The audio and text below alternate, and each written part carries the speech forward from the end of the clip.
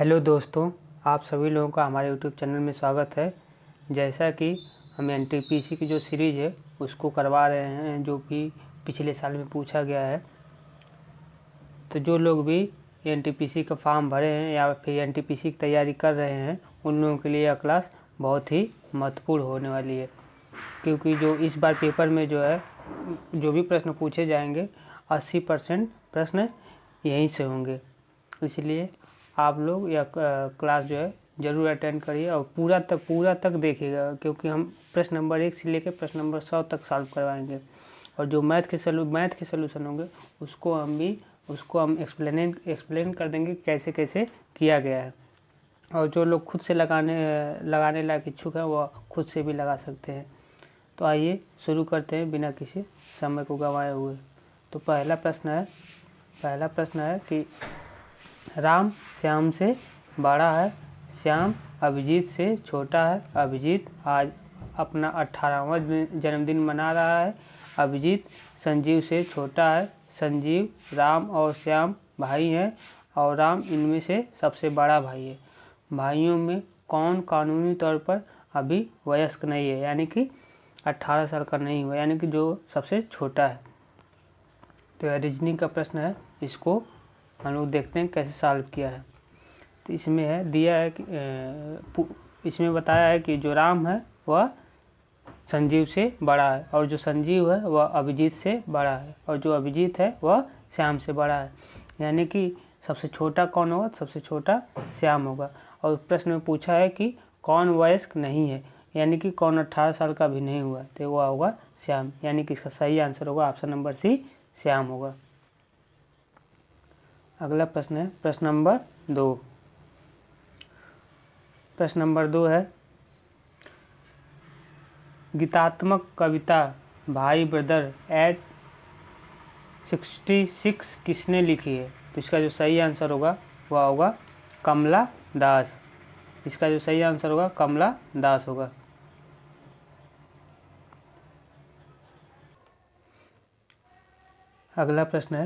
अगला प्रश्न देखते हैं प्रश्न नंबर 3। प्रश्न नंबर 3 है, यदि अंग्रेजी वर्णमाला के अक्षरों को उल्टे क्रम में लिखा गया हो तो 13वें अक्षर और 25वें अक्षर के बीच में कौन सा अक्षर आएगा? इसमें कहा है कि जो 13वां अक्षर है और 25वां अक्षर के बीच में कौन सा अक्षर आएगा अगर उल्टे क्रम में लिखे गए हो तो इसका जो सलूशन है वह है कि सॉल्व किया है कि जेड से लेकर ए तक। तो जेड से जब 25वां अक्षर आएगा वह बी आएगा उल्टे क्रम में, और जो 13वां अक्षर आएगा वह एन आएगा। ए इधर से एन 13वां अक्षर इधर पाएगा उल्टे क्रम में, इधर से 13वें पाएगा, इधर से 14वें पाएगा। तो इसमें पूछा है कि इनके बीच में वह कौन है। तो 1 2 3 4 5 इधर से निकाल देंगे, 1 2 3 4 5 इधर से निकाल देंगे, तो जो बीच में आएगा वह एच होगा। एच इसका सही आंसर होगा। अगला प्रश्न है प्रश्न देखते हैं। अगला प्रश्न है प्रश्न नंबर 4। प्रश्न नंबर 4 मैथ का सवाल है। प्रश्न है, अजय, सुनील, कृष्णा और सुमित अच्छे दोस्त हैं। उन्होंने 15,000 प्रति माह के किराए पर एक घर लिया। अजय 1 महीने में केवल 15 दिन इस घर में रहता है, बाकी के दिन वह अपने परिवार के साथ रहता है। कृष्णा और सुमित भी काम कर रहे हैं, किंतु उन्होंने साथ मिलकर अपने किराए के तौर पर 10,000 का भुगतान करने का फैसला किया। सुनील पूरा महीना इसी घर में रहता है। यदि अजय और सुनील उन दिनों की संख्या पर किराया भुगतान करने का फैसला करते हैं जितने दिन में इस घर में रहते हैं, तो किराए में अजय, सुनील, सुमित और कृष्ण की हिस्सेदारी क्रमशः कितनी होगी? इसका सलूशन है, प्रश्न में कहा है कि अजय, सुनील, कृष्णा और सुमित की किराए की हिस्सेदारी पूछा है। तो 5,000 में 5,000 पे 1/3 करें, क्योंकि केवल एक अजय पहला किसका पूछा है, तो पहले अजय का पूछा है। तो अजय का क्या होगा, 3 लोगों में 1 है तो 1/3 हो जाए, 1/3 अजय का होगा 5,000 पर। फिर उसका संबंध होगा 5,000 पे 2/3, यानी कि 2 लोगों का, फिर 5,000 पर 5000, यानी कि उनकी जो हिस्सेदारी होगी वो 1:1/9 रेशियो 2/9 रेशियो 1/3 रेशियो 1/3 होगा। अगला प्रश्न है प्रश्न नंबर 5। प्रश्न नंबर 5 है, इनमें से किसे जो है भारतीय सिनेमा के जनक के रूप में जाना जाता है? तो इसका जो सही आंसर होगा वो होगा ऑप्शन नंबर सी, दादा साहब फाल्के।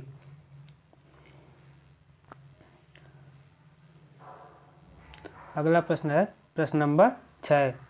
प्रश्न नंबर 6 जो है कथन और निष्कर्ष है, जिसमें कथन है भारतीय क्रिकेट टीम के विश्व कप 2019 का विजेता बनने की उम्मीद है महेंद्र सिंह धोनी। तो इसकी जो अवधारणाएं है यानी कि तर्क है, भारतीय क्रिकेट टीम अच्छी है। ऑप्शन दूसरा कथन है भारतीय चाहते हैं कि भारतीय क्रिकेट टीम 2019 का विश्व कप जीते। तो इसका जो सही आंसर होगा वह होगा कि भारतीय क्रिकेट टीम अच्छी है, यही कथन सत्य होगा। दूसरा कथन सत्य नहीं है, क्योंकि इससे संबंधित ऊपर जो कथन दिया है उससे कोई तर्क नहीं बैठता। तो इसका सही आंसर जो होगा वो होगा ऑप्शन नंबर बी, यानी कि केवल धारणा 1 सही है। अगला प्रश्न है प्रश्न नंबर 7। प्रश्न नंबर 7 है, एक निश्चित कूट भाषा में जी को 20 लिखा जाता है और ई को 22 लिखा जाता है। उसी कूट भाषा में GREAT को किस प्रकार लिखा जाएगा? तो इसका सलूशन है, जिस प्रकार से जी का विपरीत टी है यानी कि 20 है, उसी प्रकार ई का विपरीत वी होगा यानी कि 22। तो जी का विपरीत टी यानी कि 20 होगा, आर का विपरीत आई यानी कि 9 होगा, ई का विपरीत वी 22 होगा, ए का विपरीत जेड 26 होगा, टी का विपरीत जी होगा। तो पूछा क्या है, टी आई वी इन सभी का पूछा तो होगा 20, 9, 22, 26, 7। इसका सही आंसर हो जाएगा।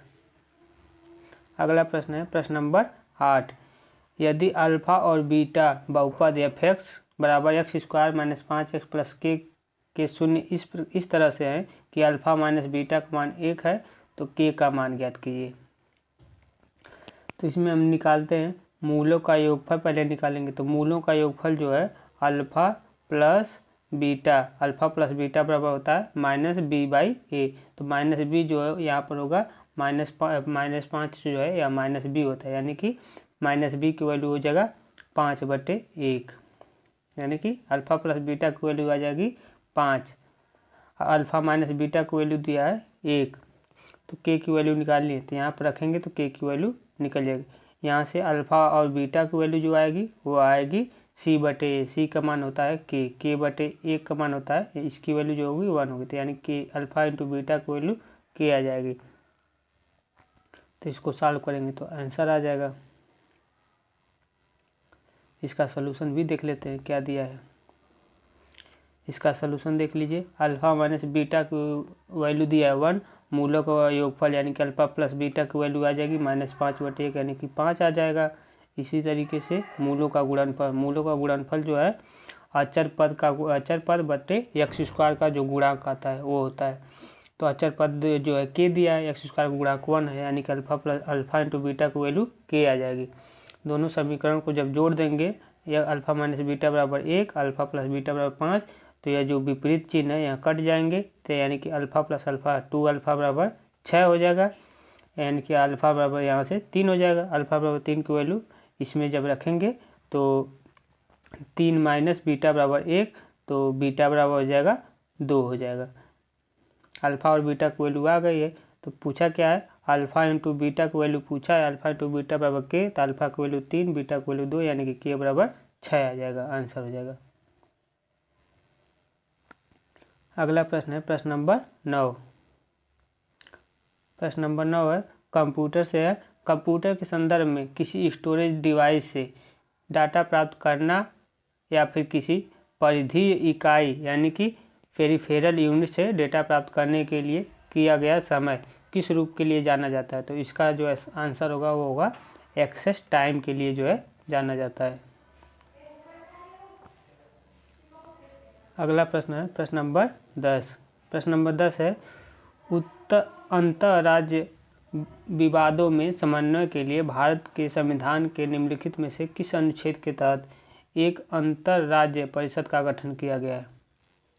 तो इसका जो सही आंसर होगा वो होगा ऑप्शन नंबर बी, अनुच्छेद 263 के तहत। अनुच्छेद 263 के तहत जो है अंतर राज्य परिषद के गठन का प्रावधान दिया गया है। अनुच्छेद 19 में क्या है? अनुच्छेद 19 में जो है स्वतंत्रता के अधिकार का जो है वर्णन किया गया है, जबकि अनुच्छेद 352 में राष्ट्रीय आपात का उपबंध है, इसका वर्णन किया गया है। और यहीं पर अनुच्छेद 356 में जो है राज्यों में राष्ट्रपति शासन से जो संबंधित उपबंध है यानी प्रावधान है उसको बताया गया है। अगला प्रश्न है प्रश्न नंबर 11। प्रश्न नंबर 11 है, निम्नलिखित वितरण के लिए P का अनुपस्थित मान ज्ञात करिए। यानी कि P का मान क्या है, यहाँ पर P की वैल्यू क्या होगी, जिसका माध्य जो है 12.58 दिया गया है। तो इसमें या x की वैल्यू दिया है या f की वैल्यू दिया है, डाटा है, तो P की वैल्यू निकालना है। तो P की वैल्यू निकालने के लिए पहले हम निकालेंगे आइए इसका सलूशन देखते हैं। सलूशन है कि पहले हम डेल्टा एफ एक्स निकालेंगे। डेल्टा एफ एक्स जो है निकालने के लिए एफ इंटू एक्स करके प्लस कर देते हैं। तो एफ इंटू एक्स में पहले 5 और 2 का करेंगे तो 5 दूनी 10 हो जाएगा, 5 दूनी 10 हो जाएगा। उसके बाद 8 और 5 का तो 8 पचे 40 हो जाएगा। फिर 10 अट्ठे 80 हो जाएगा। फिर 12 गुणे 22 264, फिर 7 गुणे पी 7 पी, 20 गुणे 40 80, 25 गुणे 2 50 हो जाएगा। इन सभी को जोड़ देंगे तो 524 प्लस 7 पी या जो है सिग्मा एफ एक्स आ जाएगा।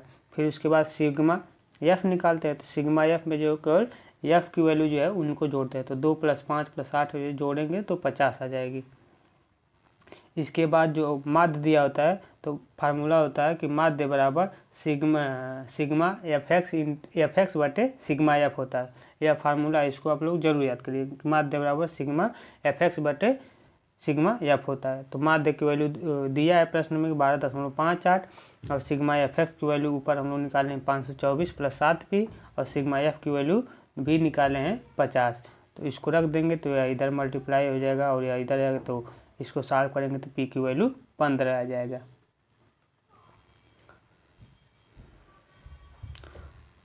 अगला प्रश्न है प्रश्न नंबर 12। एक बस 20 मिनट में 5 किलोमीटर की दूरी तय करती है। यदि इसकी चाल 3 किलोमीटर प्रति घंटा कम हो जाती है तो उसी दूरी को तय करने के लिए बस द्वारा लिया गया समय ज्ञात कीजिए। तो इसका सलूशन देखते हैं। इसमें दिया है चाल फार्मूला होता है कि चाल बराबर दूरी बटे समय। फार्मूला होता है चाल बराबर दूरी बटे समय। तो बस की चाल जो है दिया है, बस की चाल क्या दिया है ऊपर देखते हैं। 20 मिनट में 5 किलोमीटर की दूरी तय करती है। 20 मिनट में 5 किलोमीटर की दूरी। तो यहाँ से हम बस की चाल निकालते हैं। 20 मिनट में जो है 5 किलोमीटर की दूरी तय करती है। तो ऊपर दूरी 5 किलोमीटर हो गई, समय 20 मिनट दिया है। तो 20 मिनट को जो घंटा में बदलेंगे तो 20/60 घंटा हो जाएगा। तो यानी कि इसकी बस की जो चाल आएगी 15 किलोमीटर प्रति घंटा हो जाएगी। पूछा है 3 किलोमीटर प्रति घंटा की चाल को 3 किलोमीटर प्रति घंटा चाल को कम करने पर नाव की चाल। तो नाव की नई चाल जो हो जाएगी 15 किलोमीटर प्रति घंटा में से 3 किलोमीटर कर देंगे तो 12 किलोमीटर प्रति घंटा चाल हो जाएगी। तो तब कितना समय लगेगा तो 5/12। अब 5 किलोमीटर चलने के लिए 12 किलोमीटर प्रति घंटा के चलेंगे तो यह घंटे में आ जाएगा। इसको मिनट में बदलने के लिए 60 से गुणा करेंगे यानी कि 25 मिनट का समय लगेगा। अगला प्रश्न है प्रश्न नंबर 13। प्रश्न नंबर 13 है, यदि प्लस का अर्थ गुणा और गुणा का अर्थ माइनस और भाग का अर्थ प्लस है तो निम्न से इसका मान ज्ञात कीजिए। तो इसका मान ज्ञात करना है तो 14 भागे के स्थान पे क्या है, भागे का अर्थ है प्लस, तो 14 + 2 हो जाएगा। और प्लस का अर्थ है गुणा, तो 2 गुणे 8 हो जाएगा। और गुणा का अर्थ है माइनस, तो -5 हो जाएगा।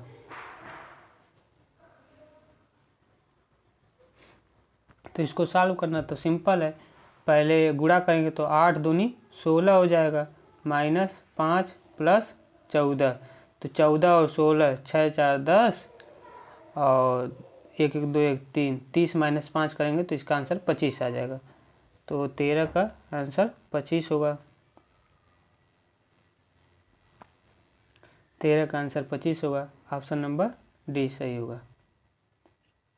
अगला प्रश्न है प्रश्न नंबर 14। प्रश्न नंबर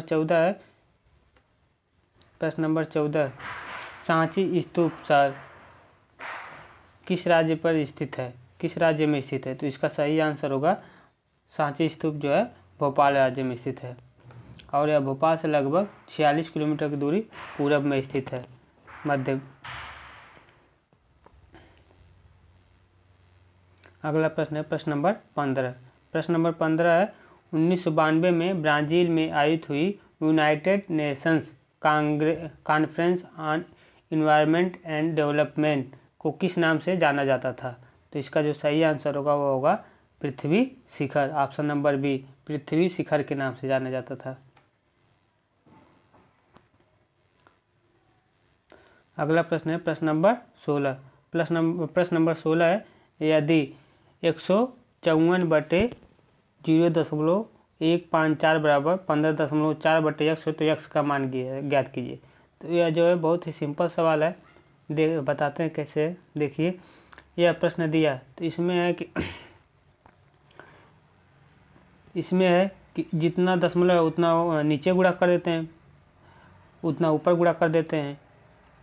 तो अगर नीचे ऊपर 1000 से नीचे 1000 से गुणा कर देंगे तो यहाँ से दशमलव खत्म हो जाएगा, यानी कि 154 यह भी हो जाएगा, 154 यह भी हो जाएगा और ऊपर 154 गुणे 1000 हो जाएगा। तो 154 से 154 कट जाएगा, यानी कि 1000 ऊपर बचेगा। तो 1000/1 बराबर 54.4/x हो जाएगा। अब यह हो जाएगा तो x की वैल्यू जो निकालेंगे तो 54.4/1000 हो जाएगा, यानी कि 3 शून्य और इधर आ जाएगा। तो यानी कि यही आंसर 0.0154 आंसर हो जाएगा। अगला प्रश्न है प्रश्न नंबर 17। प्रश्न नंबर 17 है एक निश्चित दूरी तय करने के लिए ए और बी की चाल का अनुपात 4.5 है। यदि ए गंतव्य तक पहुंचने में बी से 20 मिनट अधिक लेता है समय, तो गंतव्य तक पहुंचने के लिए ए द्वारा लिया गया समय ज्ञात कीजिए। तो सिंपल सवाल है, आइए सलूशन बताते हैं कैसे है। मान लेते हैं माना ए और बी की चाल का रेशियो 4x किलोमीटर प्रति घंटा और 5x किलोमीटर प्रति घंटा है। 4 और 5 का रेशियो दिया है तो हमने उसको मान लीजिए और टोटल दूरी को हमने d मान लिया। तो माना गंतव्य तक पहुंचने के लिए ए द्वारा लिया गया समय भी t मान लेते हैं।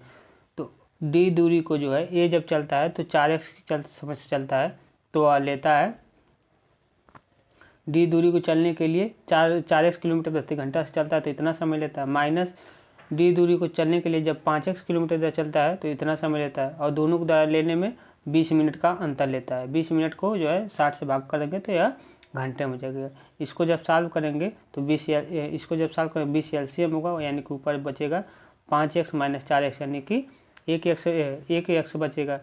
तो 1x बचे 1x/20, यानी कि d/20x बराबर 1/3 हो गया, यानी कि d की वैल्यू जो आएगी 20x/3 आ जाएगी। d की वैल्यू 20x/3 आ जाएगी तो t बराबर 20x/3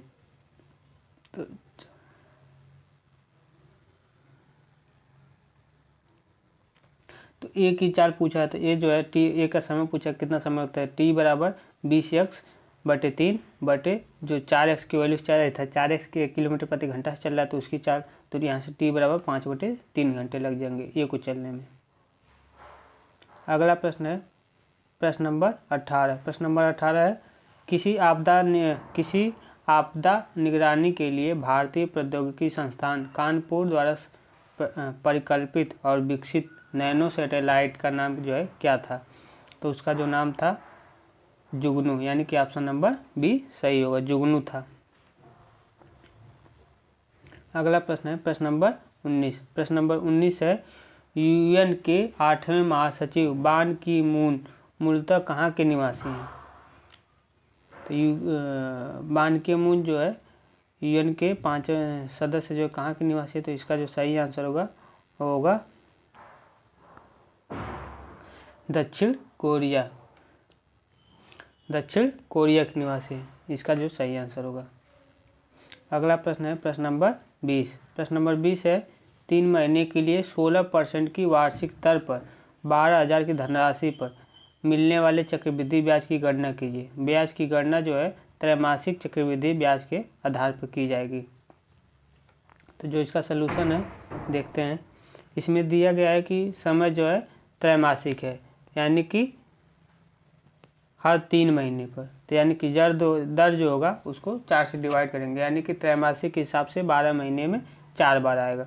तो 4 से भाग जब देंगे तो 4% त्रैमासिक होता है। चक्रवृद्धि ब्याज पूछे, चक्रवृद्धि ब्याज बराबर क्या होता है, मूलधन गुणे 1 + r/100 यानी कि रेट बटे 100 to the power t minus 1 minus p करेंगे तो यानी कि चक्रवृद्धि ब्याज आ जाएगा। तो यहाँ से CI बराबर पी की वैल्यू 12,000 दिया, 1 + रेट 4 हो जाएगा, समय जो है 1 हो जाएगा -1। जब इसको सॉल्व करेंगे तो यहाँ से चक्रवृद्धि ब्याज की वैल्यू आ जाएगी 480। अगला प्रश्न है प्रश्न नंबर 21। प्रश्न नंबर 21 है दिए गए त्रिभुज ABC में DE और BC पैरेलल है। DE और BC एक दूसरे के पैरेलल है। DE AD और DB और DB का जो रेशियो है वह 3:5 है। यदि AC 5.6 सेंटीमीटर है तो AE का मान ज्ञात कीजिए।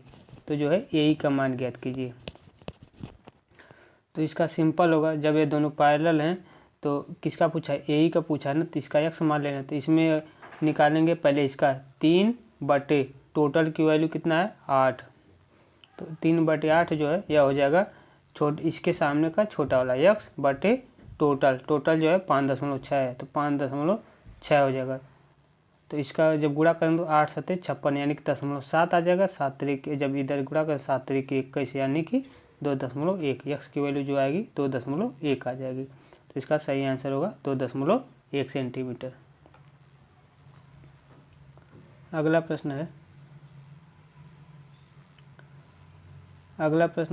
प्रश्न नंबर 22। प्रश्न नंबर 22 है राजेश एक कार्य को 4 दिनों में पूरा कर सकता है, जबकि महेश उसी कार्य को 3 दिन में पूरा कर सकता है। यदि वे दोनों मिलकर कार्य को पूरा करते हैं और कुल मिलाकर 350 रुपये का भुगतान प्राप्त करते हैं तो राजेश का जो है हिस्सा कितना होगा। तो आइए इसको सॉल्व करते हैं। जो लोग भी अगर मैथ का जो है पोर्शन खुद से सॉल्व करना चाहते हैं वो पहले वीडियो को रोक कर खुद सॉल्व कर लें, उसके बाद अगर नहीं आता है तो सॉल्यूशन देख लें, क्योंकि इससे उनकी जो है खुद में जो है इम्प्रूवमेंट होगा। सॉल्यूशन अब बाद में देखिए। तो इसका सॉल्यूशन है कि राजेश का जो है एक दिन का किया गया काम 1/4 भाग होगा, महेश द्वारा किया गया काम 1/3 भाग होगा। कार्य का अनुपात निकालेंगे तो 1/4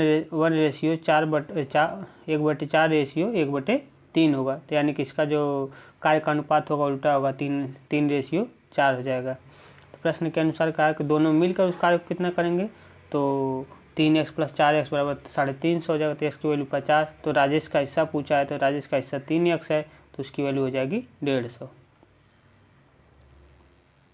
अगला प्रश्न है प्रश्न नंबर 23। यदि a की वैल्यू 26, h की वैल्यू 19, तब फैशन की वैल्यू पूछा है।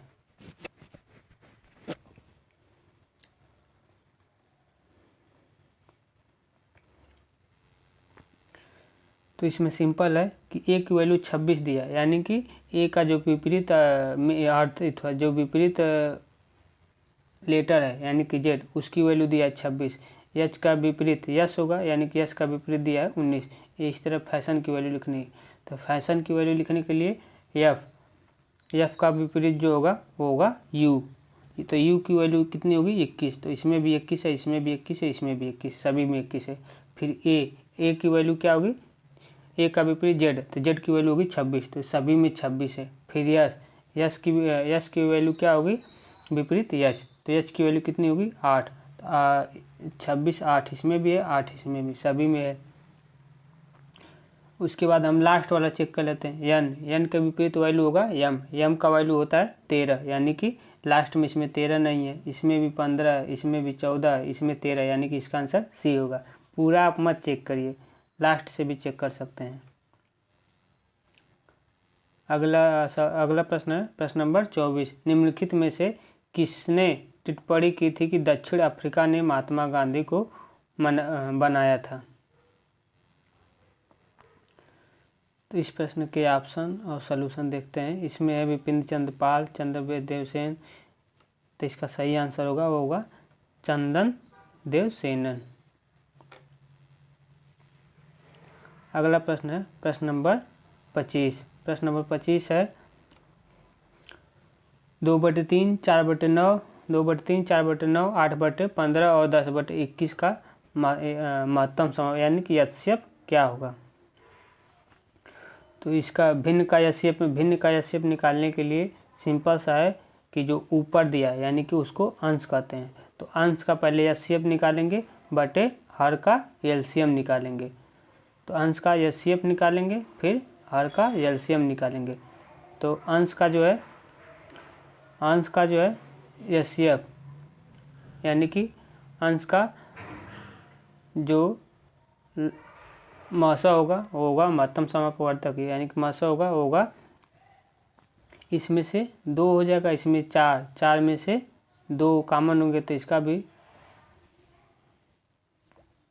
2 हो जाएगा, इसमें 8 यानी कि 3, तो इसका भी 2 हो जाएगा, इसमें 10 में से 2 यानी कि 5।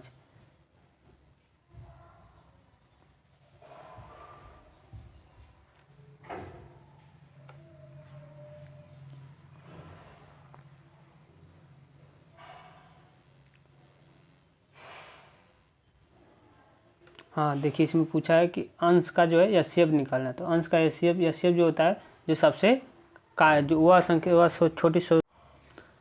अगला प्रश्न है प्रश्न नंबर 26। प्रश्न नंबर 26 देखते हैं। भारत के किंग जॉर्ज प्रथम और क्वीन मैरी के स्वागत के लिए 1911 में गेटवे ऑफ इंडिया को पारंपरिक शैली के रूप में अपनाया गया था। तो इसका जो सही आंसर होगा वो होगा इंडो सार्सेनिक। सही आंसर इंडो सार्सेनिक होगा। अगला प्रश्न है प्रश्न नंबर 27। प्रश्न नंबर 27 है आधुनिक विद्युत जनरेटर का जो सिद्धांत है किस पर कार्य करता है? तो आधुनिक विद्युत का जनरेटर का जो सिद्धांत है वह कार्य करता है विद्युत चुम्बकीय प्रेरण पर। विद्युत चुम्बकीय प्रेरणक के सिद्धांत पर काम करता है। और विद्युत चुम्बकीय प्रेरणक का सिद्धांत किसने दिया है? तो वह माइकल फैराडे ने दिया है। विद्युत चुम्बकीय सिद्धांत का सिद्धांत माइकल फैराडे ने दिया है। अगला प्रश्न है प्रश्न नंबर 28। प्रश्न नंबर 28 है 1/4 प्लस 1/4 गुणे 5 प्लस 1/4 गुणे 5 गुणे 6 का मान ज्ञात कीजिए दशमलव के 2 स्थानों तक। तो 1/4 की जो वैल्यू होगी वह 0.25 होगी। 1/4 गुणे 5 की वैल्यू 5 चौक 20 की जो वैल्यू 0.05 और 1/4 गुणे 5 गुणे 6 की वैल्यू जो होगी यानी कि 4 × 20 × 6 = 120 यानी कि 1/20 1/120 की 1/120 की वैल्यू जो होगी 0.008 यानी कि इसका जो आंसर होगा वो होगा 0.31।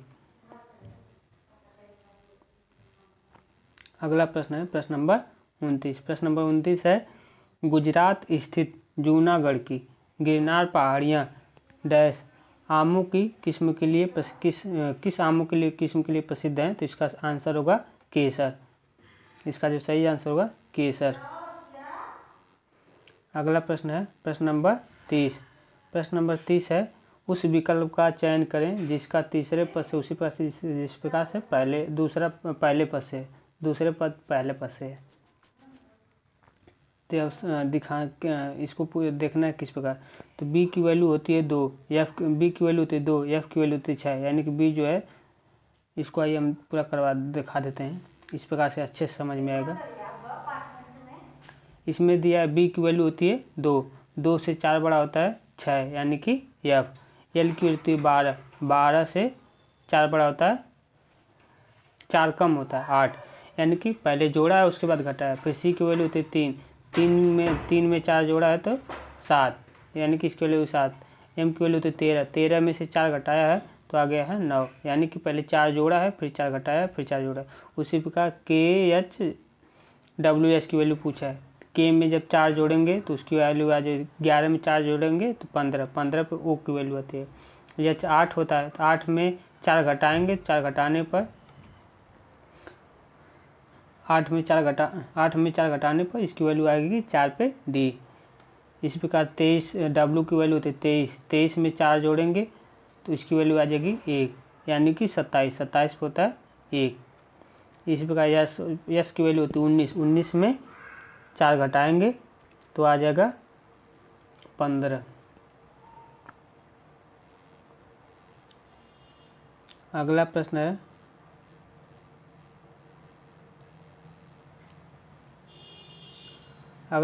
प्रश्न नंबर 31। प्रश्न नंबर 31 है, निम्नलिखित में से कौन सी ई शॉपिंग वेबसाइट नहीं है? तो इसका जो सही आंसर होगा वो होगा ट्विटर। ट्विटर जो है शॉपिंग वेबसाइट नहीं है, जबकि प्रीफेयरली शॉपिंग वेबसाइट है, फ्लिपकार्ट भी शॉपिंग वेबसाइट है, जैबोंग भी शॉपिंग वेबसाइट है, जबकि ट्विटर शॉपिंग वेबसाइट नहीं है। यह एक वेबसाइट, ट्विटर पे जो है लोग ट्वीट करते हैं, यानी कि यह फेसबुक की तरह है। अगला प्रश्न है प्रश्न नंबर 32। प्रश्न नंबर 32 है, यदि 16 tan a बराबर 12 तो sin a plus cos A बटे sin a minus cos A का मान ज्ञात कीजिए। सिंपल है, पहले हम निकालेंगे cot a की वैल्यू। तो सही इसका सलूशन है 16 cot a बराबर 12 दिया है तो cot a की वैल्यू 16 इधर बट्टे में आ जाएगा, तो इसका cot a की वैल्यू 3/4 आ जाएगा। तो समकोण त्रिभुज से भी देख लेते हैं। cot a की वैल्यू होती है आधार बटे लंब, आधार बटे इससे आधार बटे लंब, तो आधार हो जाएगा 3, लंब हो जाएगा 4 और इसका कर्ण हो जाएगा 5। तो साइन ए की वैल्यू पूछा है, साइन ए की वैल्यू जो होगा साइन ए की वैल्यू होगा तो साइन ए की वैल्यू होता है लंब बटे कर्ण, यानी कि पहले हो जाएगा 4/5, फिर होगा कॉस ए होता है आधार बटे कर्ण, यानी कि 3/5 हो जाएगा। तो ऊपर की वैल्यू ये हो जाएगी, नीचे की वैल्यू 4/5 माइनस 3/5 हो जाएगी, क्योंकि साइन ए माइनस कॉस से पूछा है तो 4/5 माइनस 3/5 हो जाएगा। ऊपर जो है, ऊपर जब जोड़ेंगे तो 4 3 7, यानी कि ऊपर 7 आ जाएगा, 7/5, नीचे 4 में से 3 गया 1/5 हो जाएगा, यानी कि 7/5। तो नीचे 5 से 5 कैंसिल होगा 7/1, यानी कि इसकी वैल्यू जो आ जाएगी 7 आ जाएगी। इसका जो आंसर आ जाएगा 7 आ जाएगा। अगला प्रश्न है प्रश्न नंबर 33। प्रश्न नंबर 33 है, किसी कूट भाषा में LETTER को लिखा जाता है, इतना लिखा जाता है, उसी प्रकार BLISSS को इतना लिखा जाता है, तो उसी कूट भाषा में कॉमन को क्या लिखा जाएगा? तो सिंपल है, यहाँ पे L की वैल्यू 12 है, E की वैल्यू 5 है, T की वैल्यू 20 है, तो उसी प्रकार यहाँ से B की वैल्यू 2 है, L की वैल्यू 12 है, I की वैल्यू 9 है। तो इसी प्रकार कॉमन की वैल्यू पूछा है तो C की वैल्यू 3 होगी सभी में, O की वैल्यू 15 होगी, तो इसमें 12 इसमें 11, तो ये दोनों ऑप्शन नहीं होंगे, इन दोनों में 15 है। फिर M की वैल्यू 13 होगी, तो दोनों में 13 है, फिर M की वैल्यू 13 होगी।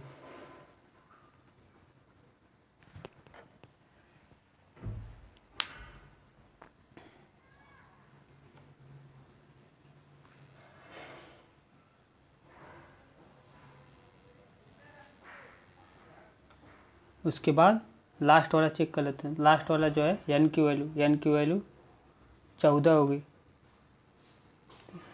तो इसमें 13 थी, ये भी नहीं होगा, ये दोनों थे ही नहीं पहले से, यानी कि ऑप्शन नंबर सी सही होगा। पहले के 2 देख लिया करिए 2, उसके बाद लास्ट का देख लिया करिए, पूरा मत मिलाया करिए, समय नुकसान होगा। अगला प्रश्न है, उस विकल्प का चाहे उस दिए गए विकल्प उस संख्या को ज्ञात कीजिए जो इतने को पूर्ण रूप से विभाजित करे। तो इस संख्या को विभाजित करने के लिए वह 3 से विभाजित होनी चाहिए, तो ये 25 में 3 नहीं आता तो इससे नहीं होगा, 11 में 3 नहीं आता तो इससे नहीं होगा, 16 में भी 3 नहीं आता तो इससे भी नहीं होगा, यानी कि वह 30 से होगा। 30 में 3 आता है, यानी किसी से होगा। सिंपल सवाल है।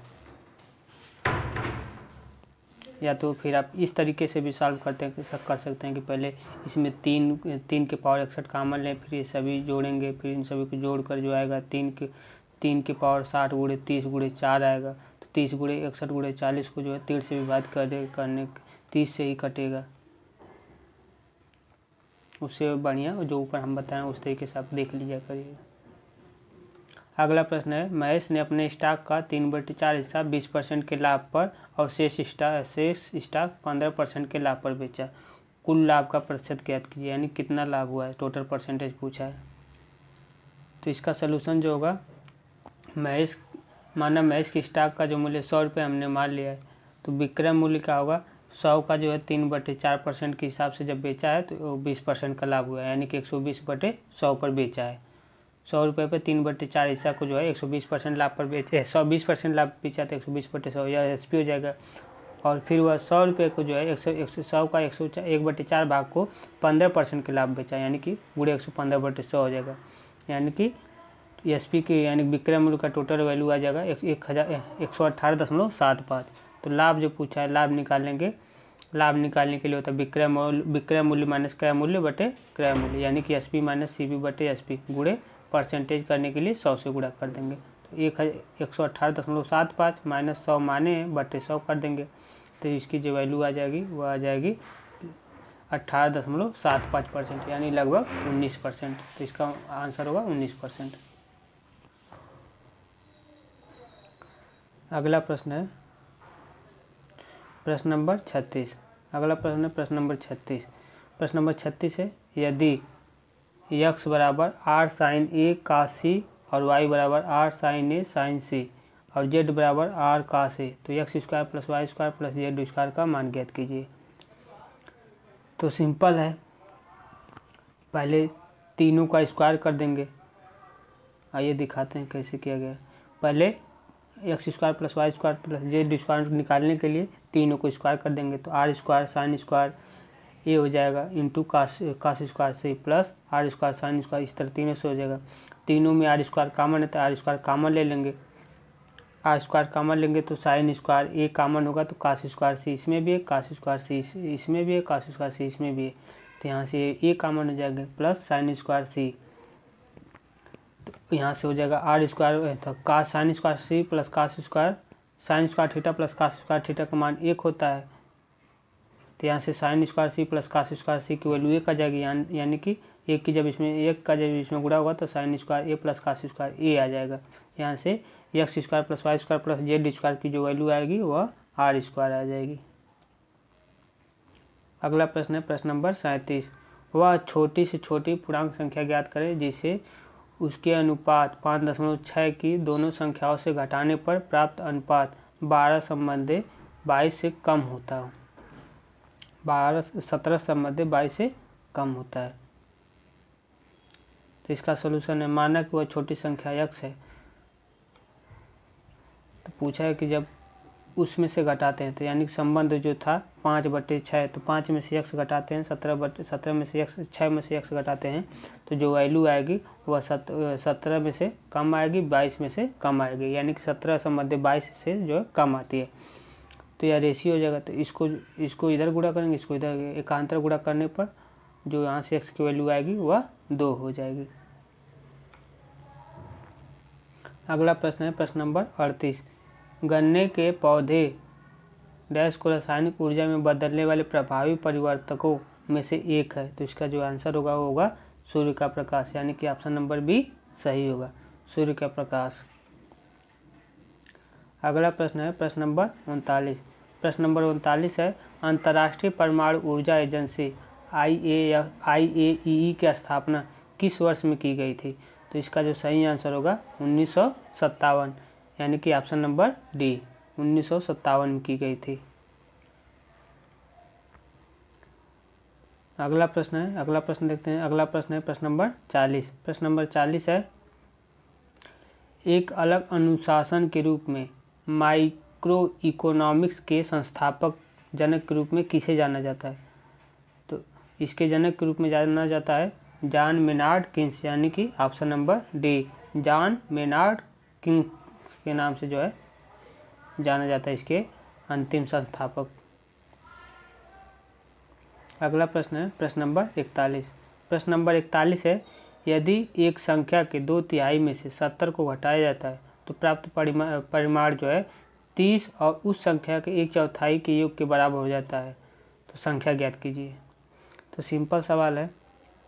इस सवाल का जो सलूशन है, मान लेते हैं कि संख्या यक्स है, तो यक्स के जो 2/3 को जब घटाया जाता है, 2/3 को जो है 70 में, यक्स के जो है 2/3 में से 70 को घटा दिया जाता है, तो जो संख्या है वह 30 के जो है 30 से ज़्यादा, 30 प्लस उस संख्या का 1/4 के बराबर हो जाती है।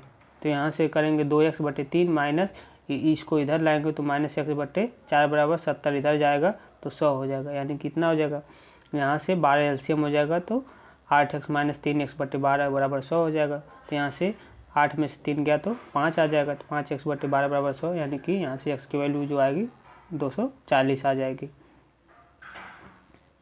अगला प्रश्न है प्रश्न नंबर 42। प्रश्न नंबर 42 है, सहसंयोजक बंध दो परमाणुओं के बीच इलेक्ट्रॉनों की साझेदारी के परिणाम स्वरूप निर्मित होते हैं ताकि दोनों पूरी तरह से भरे हुए डैश कोष को प्राप्त कर सकें।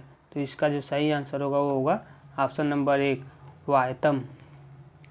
वाह्यतम कोषों को जो है प्राप्त कर लेगा, जो बाहरी कोष होंगे उनको प्राप्त कर लेगा। इलेक्ट्रॉनिक विन्यास से संबंधित है। अगला प्रश्न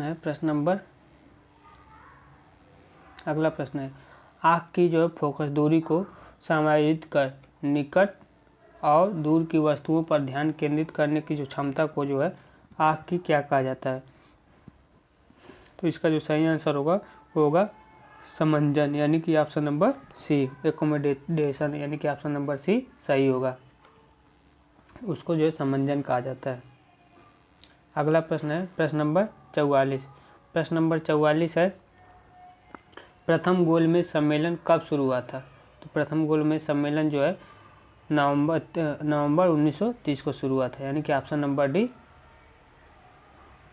नवंबर 1930 को शुरू हुआ था। इसका एक्सप्लेनेशन कुछ महत्वपूर्ण तथ्य भी इसमें कि प्रथम गोलमेज सम्मेलन जो है 12 नवंबर 1930 से 13 जनवरी 1931 के बीच जो है लंदन में आयोजित किया गया था। तो प्रश्न पूछता है कि प्रथम गोलमेज सम्मेलन का आयोजन कहाँ पर हुआ था।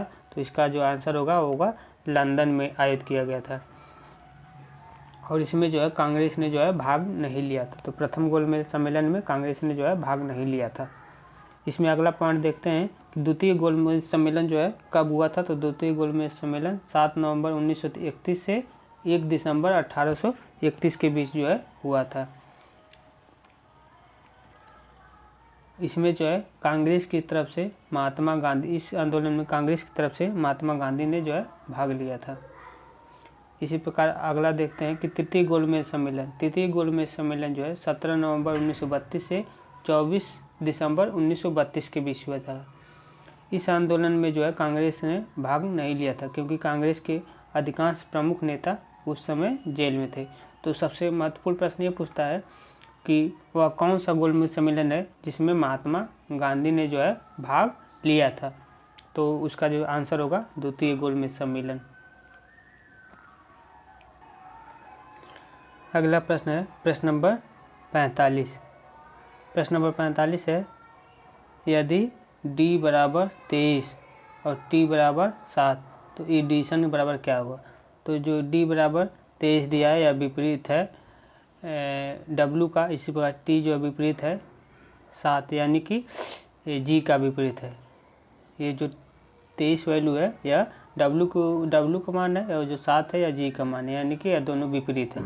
इसी प्रकार e का विपरीत होगा v का जो मान होगा 22। तो सभी में देखिए 22 दिया है। तो हम लास्ट वाला देखते हैं, 13, 14, 15, 16 दिया है, तो आसान होगा। तो यह n का विपरीत जो होगा m की वैल्यू आती है 13, यानी कि 13 इसमें नहीं है, 13 इसमें नहीं, 13 इसमें नहीं, 13 लास्ट ए वाले में 3, यानी कि इसका आंसर होगा ये 13। यानी कि आप लोग इसमें लास्ट बस एक वैल्यू चेक करेंगे पूरा आ जाएगा, और स्टार्टिंग से चेक करते पूरा चेक करना पड़ता है। इसलिए आप लोग स्मार्ट बनिए और लास्ट से चेक करिए, इसमें देखिए कौन अंतर आ रहा है।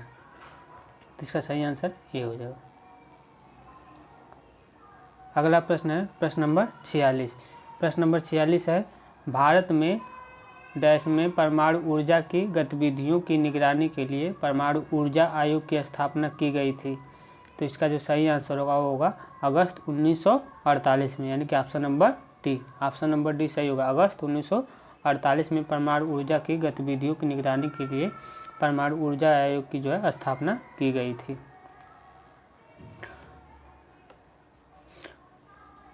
अगला प्रश्न है प्रश्न नंबर 47। प्रश्न नंबर 47 है, लखनऊ जो है कढ़ाई की किस पारंपरिक कला के लिए प्रसिद्ध है। तो लखनऊ जो है कढ़ाई की चिकनकारी, यानी कि ऑप्शन नंबर सी चिकनकारी के लिए जो प्रसिद्ध है।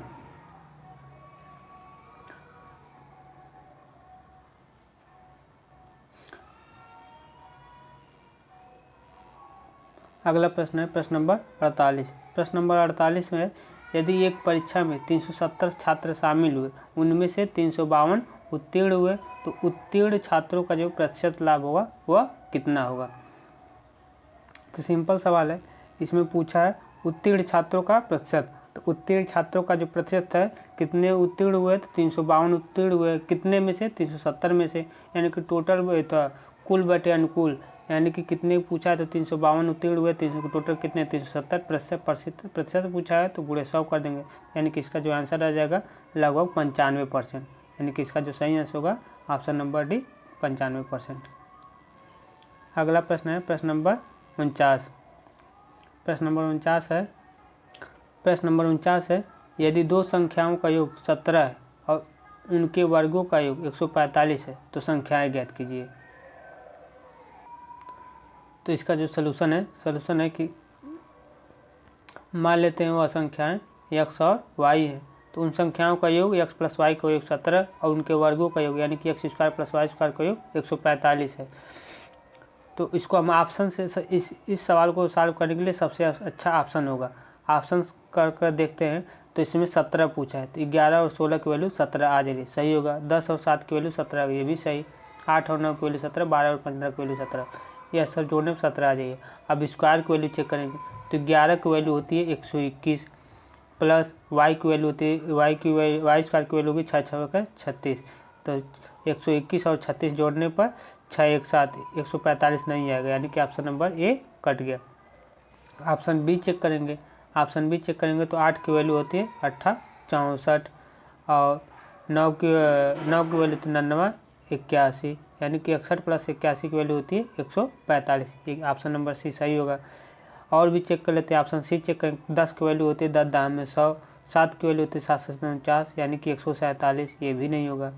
ऑप्शन डी चेक करते हैं, 5 5 25 12 बढ़िया 144 प्लस 22, ये भी नहीं होगा, क्योंकि जो ऑप्शन नंबर बी सही होगा। अगला प्रश्न देखते हैं।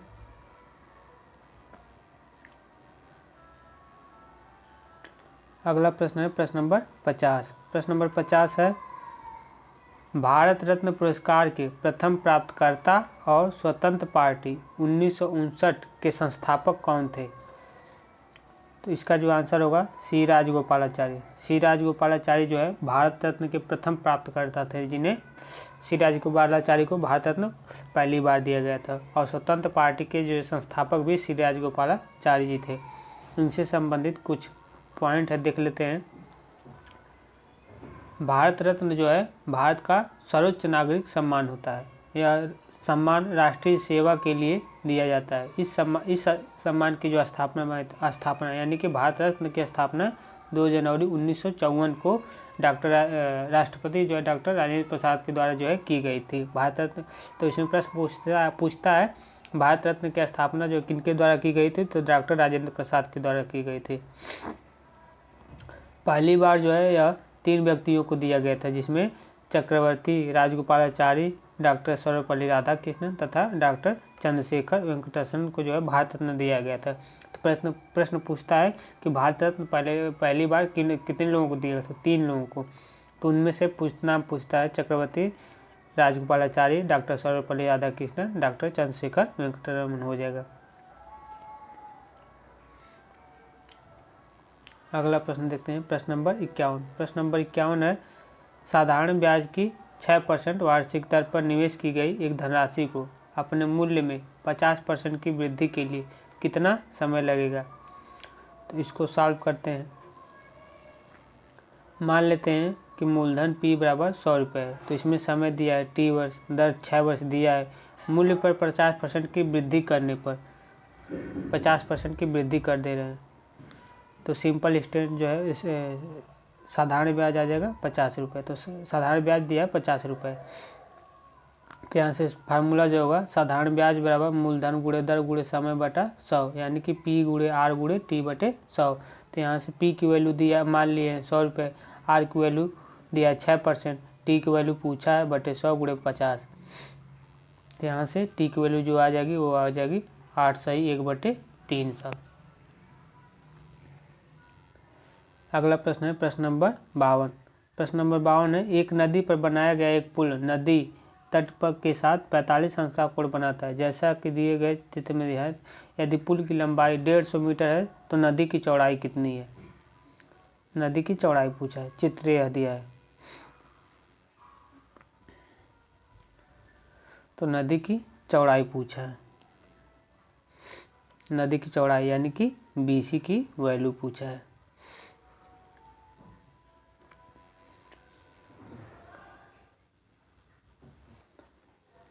तो मान लेते हैं नदी की चौड़ाई x है, नदी की चौड़ाई x है, तो यहाँ से साइन थीटा की वैल्यू निकालेंगे। तो साइन 45 की वैल्यू आ जाएगी x बटे AC, AC के x बटे AC। तो साइन 45 अंश का मान होता है 1/√2, यानी कि x की वैल्यू आ जाएगी AC बटे √2, x की वैल्यू आ जाएगी AC बटे √2। और AC की वैल्यू कितना दिया है 150 मीटर, AC की वैल्यू 150 मीटर दिया है। तो यहाँ से क्या निकालें, इसकी वैल्यू अगर x मान लेते हैं तो साइन थीटा निकालेंगे। साइन थीटा यानी कि साइन 45 का अंश का मान आ जाएगा 1/√2 बराबर x बटे AC। AC की वैल्यू दिया है 150 यानी कि 150। तो इसका जो आंसर हो जाएगा x बराबर पूछा तो x बराबर हो जाएगा x बराबर 150 बटे √2, 150 बटे √2। तो √2 से ऊपर नीचे गुणा करेंगे तो √2 इंटू बटे √2 को गुणा करें तो ये √2 मिलाकर 2 हो जाएगा। तो 2 से गुणा करेंगे तो 75.2, यानी कि ऑप्शन नंबर बी सही है। इसका आंसर होगा 75/2। अगला प्रश्न है प्रश्न नंबर 53। प्रश्न नंबर 53 है, 2019 में निम्नलिखित में से कौन से देश को US ट्रेजरी विभाग द्वारा प्रमुख व्यापारिक भागीदारों की मुद्रा निगरानी सूची यानी कि करेंसी मॉनिटरिंग लिस्ट से हटा दिया गया है। तो करंट का सवाल है और इस प्रश्न का जो सही आंसर होगा वो होगा भारत, यानी कि ऑप्शन नंबर सी। अगला प्रश्न है प्रश्न नंबर 54। प्रश्न नंबर 54 है, ऑस्ट्रेलियन ओपन टेनिस टूर्नामेंट 2020 में पहला एकल प्रतियोगिता का खिताब जो किसने जीता है। तो इस प्रश्न का सही आंसर होगा सोफिया केनिन। या जो करंट का सवाल है, करंट के सवाल के लिए अगर आप लोगों को जो है SPD की एक बुक आती है, अगर उस बुक का जो है सलूशन यानी कि उस बुक का पूरा प्रश्न वाइज चाहिए तो आप लोग कमेंट कर दीजिए। टोटल जो है 1 ईयर के जो उस PYQ है और 1 लाइनर जो भी करंट अफेयर है उसको हम करवा देंगे। इसके लिए आप लोग पहले कमेंट में करिए कि करंट अफेयर की जो करंट का अफेयर का PYQ और 1 लाइनर प्रश्न है उसको आप करवा दीजिए। कमेंट में यस लिख दीजिए तो हम उसको करवा देंगे। लेकिन आप लोग कमेंट में यस लिखिएगा तभी करवाएंगे, इसके लिए आप लोग पहले कमेंट में यस लिखिए। अगला प्रश्न है प्रश्न नंबर 55। दुनिया के बाकी देशों के साथ किसी एक देश के लेन देन को संक्षेप में बताने वाले खातों के समूह को क्या कहते हैं। तो इसका जो सही आंसर होगा भुगतान शेष, यानी कि ऑप्शन नंबर डी। तो खातों को जो है भुगतान देश कहते हैं, भुगतान शेष कहते हैं। अगला प्रश्न है प्रश्न नंबर 56। प्रश्न नंबर 56 है, नीचे दिए गए विकल्पों में से उस विकल्प का चयन कीजिए जो इस डैश के स्थान पर आएगा। तो इसका सलूशन देखते हैं। 126 दिया, 126, 216, 217, 344 और इस प्रकार क्या आएगा। तो 126 जो है वह 5 का क्यूब प्लस 1 हुआ है, यानी कि 5 25 25 25 125, 125 प्लस 1 26 आया। 6 का वर्ग जो है 216, 216 प्लस 1 217 है। 7 का क्यूब जो है 343 होता है, तो 343 प्लस 1 आया है। तो क्या है, क्या क्रम है, क्या 5 का वर्ग है 5 का क्यूब प्लस 1 प्लस 6 का क्यूब प्लस 1, उसके बाद 7 का क्यूब प्लस 1, तो आएगा जो अगला आएगा वह 8 का क्यूब प्लस 1। तो 8 का क्यूब होता है 512, तो 512 प्लस 1 आ जाएगा 513। ऑप्शन नंबर सी सही होगा। अगला प्रश्न है प्रश्न नंबर 57। प्रश्न नंबर 57 है, बंगाल के नवाब सिराजुद्दौला प्लासी की लड़ाई में किस वर्ष हारे थे। तो प्लासी की जो लड़ाई हुई थी वह हुई थी 23 जून 1757 ईस्वी को, यानी कि ऑप्शन नंबर ए सही होगा। 1757 ईस्वी को किनके बीच हुई थी, तो यह अंग्रेजों के जो सेनापति थे रॉबर्ट क्लाइव और बंगाल के नवाब सिराजुद्दौला के बीच हुई थी, जिसमें जो है नवाब अपने सेनापति मीर कासिम उद-दौला का जिसमें जो है नवाब जो सिराजुद्दौला थे वह हार गए थे, और उसमें अंग्रेज ने जो है मीर जाफर को बंगाल का नवाब बना दिया था। अगला प्रश्न है प्रश्न नंबर 58। 2018 में केंद्र सरकार ने भारत के विशेष आर्थिक क्षेत्र SEZ नीति का अध्ययन करने के लिए प्रतिष्ठित व्यक्तियों के एक समूह का गठन किया है। समूह की जो है अध्यक्षता किसके द्वारा की गई थी, तो इसका जो सही आंसर होगा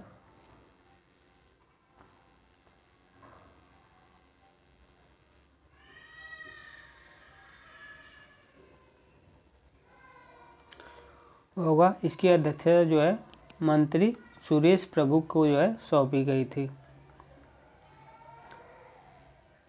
यह करंट का सवाल है और पूछता भी नहीं है, अब करंट जो है अब यह GK में आ जाएगा, तो इसलिए अगला प्रश्न जो है 2018 के एशियाई खेलों के उद्घाटन समारोह के दौरान भारत के लिए ध्वजवाहक कौन था। तो भारत के जो ध्वजवाहक थे वह नीरज चोपड़ा थे। अगला प्रश्न है प्रश्न नंबर 60। प्रश्न नंबर 60 है, किसानों की त्वचा को कीटनाशकों के प्रभाव से बचाने के लिए किसके द्वारा टॉपिकल जेल विकसित किया गया है। तो इसका जो सही आंसर होगा वो होगा स्टेम सेल विज्ञान और पुनर्योजी चिकित्सा संस्थान, यानी कि option number C, stem cell विज्ञान और पुनर्योजी चिकित्सा संस्थान के द्वारा। अगला प्रश्न है प्रश्न नंबर 61। प्रश्न नंबर 61 है, 21 सेंटीमीटर की भुजा वाले एक घन से बनाए जा सकने वाले सबसे बड़े गोले का आयतन ज्ञात कीजिए। सबसे बड़े गोले का आयतन पूछा है, तो पहले जो है गोले की त्रिज्या जो है निकालेंगे। गोले की त्रिज्या जो होगी घन की भुजा बटे 2 होगी, क्योंकि क्या पूछा कि 21 सेमी भुजा वाले घन से बनाए जा सकने वाले बड़े गोला, घन की जो भुजा होगी अथवा घन की जो त्रिज्या होगी वह पूरा वृत्त जो है दोनों को टच करना चाहिए, यानी कि घन का जो व्यास होगा वह घन का भुजा होगी। तो गोले का त्रिज्या जो हो जाएगी भुजा का अथवा भुजा से 2 हो जाएगी, यानी कि इसके गोले की त्रिज्या जो होगी वह 21/2 हो जाएगी।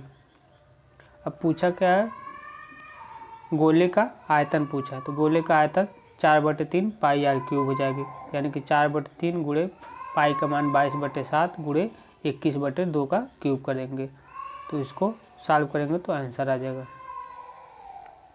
तो गोले का आयतन जो है, गोले का आयतन निकालने के लिए फार्मूला होता है 4/3 पाई r क्यूब। 4/3 पाई का मान 22/7 हो जाएगा, r का क्यूब 21/2 का क्यूब कर देंगे, तो इसको जब सॉल्व करेंगे तो 4851 सेंटीमीटर क्यूब हो जाएगा।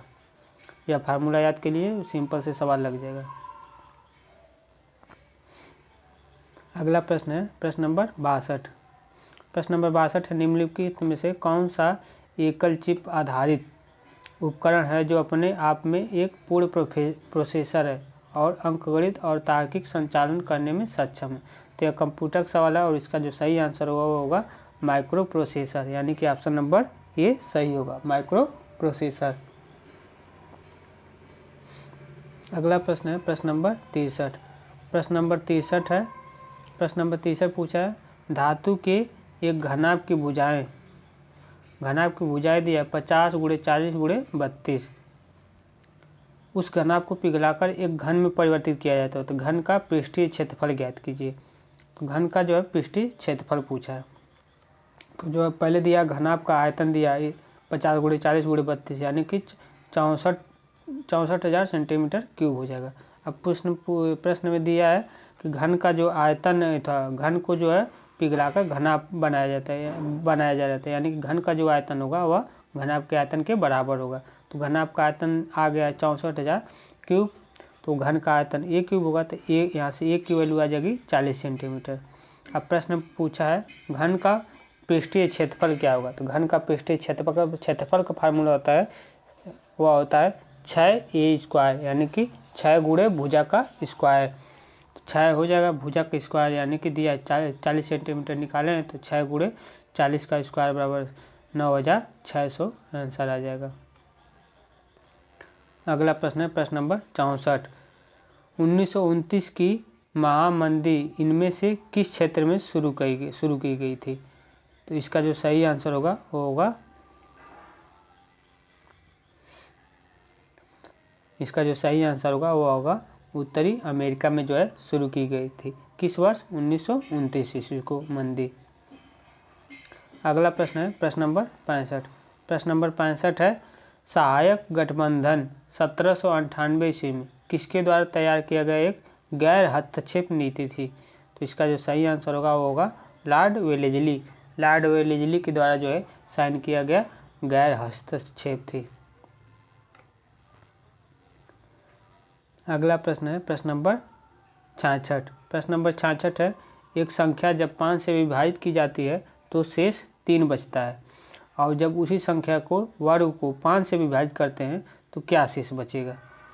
तो इसका सलूशन आइए दिखाते हैं। कहा मान लिया कि संख्या x है, जब संख्या x को जो विभाजित किया जाता है तो भागफल q आता है और भाजक 5 आता है, शेषफल 3 बचता है। तो संख्या बराबर जो होती है भाजक गुणे, तो यह फार्मूला है कि संख्या बराबर होती है भाजक गुणे भागफल प्लस शेषफल। यह फार्मूला होता है भाजक बराबर संख्या बराबर भाजक गुणे भागफल प्लस शेषफल।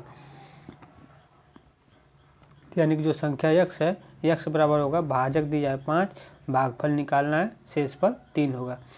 तो प्रश्न में कह रहा है कि यह आ जाएगा। प्रश्न का संख्या के वर्ग को जो है जब 5 से विभाजित किया जा रहा है, तो संख्या के वर्ग को यानी कि x² को जो है जब 5 से विभाजित किया जा रहा है तो क्या होगा। तो यहाँ से संख्या के वर्ग को यानी कि x² को जब 5 से विभाजित किया जाएगा तो वह होगा इसके भी वर्ग, यानी कि क्या 25 क्यू² प्लस 9 प्लस 30 क्यूब को जब 5 से विभाजित किया जाएगा क्या होगा। तो इसको जब 5 से विभाजित करेंगे तो यहाँ पर शेषफल 4 बचेगा, क्योंकि यह इतना कट जाएगा और लास्ट में 4 बचेगा। अगला प्रश्न है प्रश्न नंबर 67।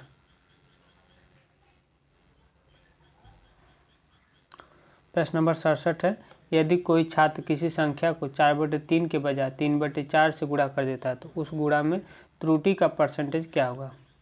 4/3 के बजाय 3/4 से गुणा कर देता है, तो गणना में त्रुटि निकालने के लिए जो है 4/3 के बजाय 3/4 से करता है, यानी कि इसका अंतर करेंगे कितने का जो है उसको घाटा हो रहा है। तो 4/3 माइनस 3/4 यानी कि कितने घाटा हो जाए, तो उसका परसेंटेज निकालना है किस पर त्रुटि हो रही है। तो 4/3 पर जो है त्रुटि हो रही है तो 4/3 कर देंगे। यहाँ से एलसीएम लेंगे तो 4 और 3 का एलसीएम जो है 12 आ जाएगा।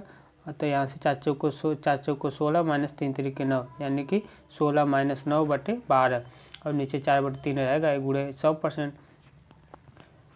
तो 16 माइनस 9 करेंगे तो 7/12 आ जाएगा, और 4/3 को जब ऊपर ले जाएंगे तो 3/4 चिन्ह बदल जाता है, 3/4 गुणे 100 हो जाएगा। जब इसको सॉल्व करेंगे तो लगभग 43.75% आएगा, यानी कि लगभग 44% आंसर हो जाएगा। अगला प्रश्न है प्रश्न नंबर 68।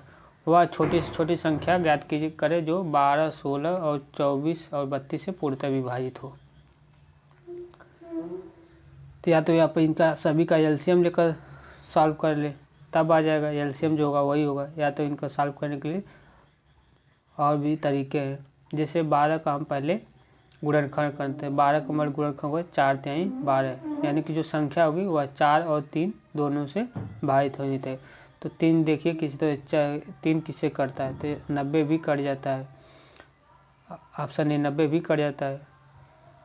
और ऑप्शन बी ये भी कट जाता है, 3 से सभी कट जाएंगे। उसके बाद 3 और 4 में 4 और 3 से है, तो 4 से चेक करेंगे। 4 से चेक करने का मतलब है लास्ट की दोनों संख्याएं 4 से कटनी चाहिए।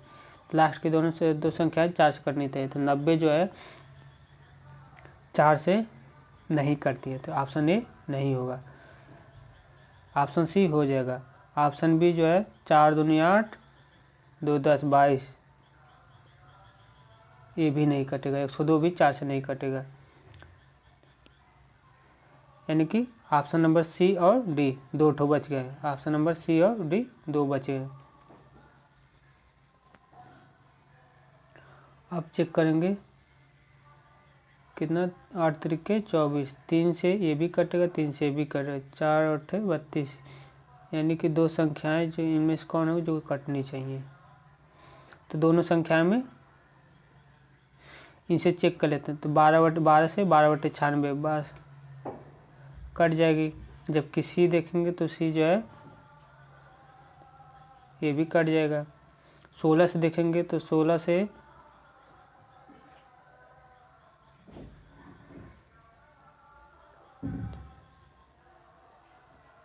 जो चेक करते हैं तो 16 छक्का 96 कट जाता है, लेकिन 16 से 84 जो है 16/85, यानी कि 16 छक्का नहीं कटेगा, यानी कि सी नहीं कटेगा। यानी कि इसका जो सही आंसर होगा वो होगा ऑप्शन नंबर डी सही होगा। आप इस तरीके से चेक कर सकते हैं, यानी नहीं तो आप इनका एलसीएम लेकर इस तरीके से कर सकते हैं कि एलसीएम कर लेंगे। तो 12 16 24 32 का एलसीएम लेंगे तो पहले 2 से काटेंगे, फिर 3 से काटेंगे, तो इनका सभी मल्टीप्लाई करेंगे, तो मल्टीप्लाई करने पर 96 आएगा। यानी कि इसका जो सही आंसर होगा वो होगा 96 हो जाएगा। जिस तरीके से हम बताएं उस तरीके से साधारण तरीके से सिंपल तरीके से कर सकते हैं। अगला प्रश्न देखते हैं। अगला प्रश्न है, यदि समीकरण 2x + 3y + 11 = 0 और 6x + 3y + 33 = 0 समपाती रेखा है, तो k का मान ज्ञात कीजिए। k का मान ज्ञात करने के लिए समपाती है, यानी कि इनका जो रेशियो होगा वो बराबर होगा।